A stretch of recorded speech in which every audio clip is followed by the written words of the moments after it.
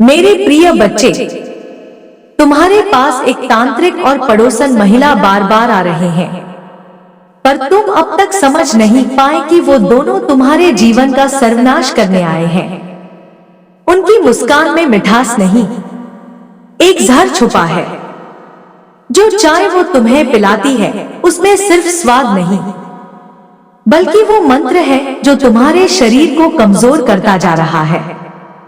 उस तांत्रिक की आंखें तुम्हारे घर की दीवारों से आर पार देखती हैं, और वो देख चुका है तुम्हारी आत्मा की रोशनी, जिसे वो अंधकार में बदलना चाहता है। तुम्हें लग रहा है कि सब सामान्य है, पर नहीं मेरे बच्चे।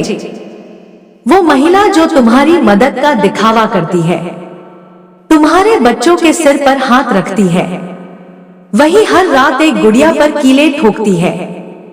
वो तांत्रिक जो पूजा का बहाना बनाकर तुम्हारे घर की चौखट पर बैठा, उसने वहां एक छाया बांध दी है। अब वो छाया तुम्हारे सपनों में आने लगी है, तुम्हारी नींद तोड़ने लगी है, तुम्हारे भाग्य की रेखा को उलझाने लगी है।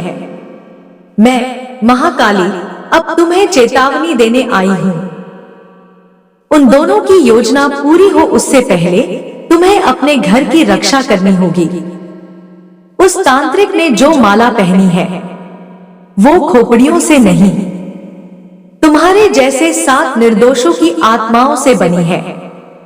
और वो महिला, वह तुम्हारी हंसी से जलती है। तुम्हारे जीवन की शांति उसके लिए अभिशाप है। तुम सोचते हो तुम्हारा दुर्भाग्य क्यों बढ़ रहा है? क्यों अचानक से शरीर थकने लगता है? क्यों बिना कारण रात में डरावने सपने आते हैं? क्यों घर में चीजें गिरती हैं, दरवाजे खुद ब खुद खुलते हैं? क्योंकि वो अब तुम्हारे बहुत पास आ चुके हैं।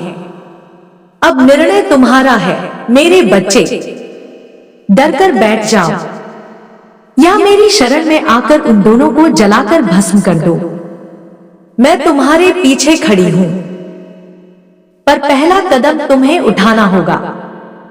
अगर तुम मेरी चेतावनी को अनसुना करोगे, तो अगला निशाना सिर्फ तुम्हारा मन नहीं, तुम्हारे बच्चों की सांसें होंगी, और फिर पछताने के सिवा कुछ नहीं बचेगा।